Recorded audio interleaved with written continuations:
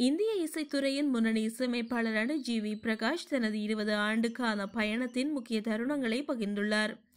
இசை மட்டுமல்லாமல் நட்பு, தனிப்பட்ட வளர்ச்சி மற்றும் சமூக ஊடக சவால்கள் குறித்தும் வெளிப்படையாக அவர் பேசியுள்ளார். நாங்கள் 2001ஆம் ஆண்டிலிருந்து பள்ளி நண்பர்கள். நட்பில் மரியாதையும் தன்மானமும் இருக்க வேண்டும்.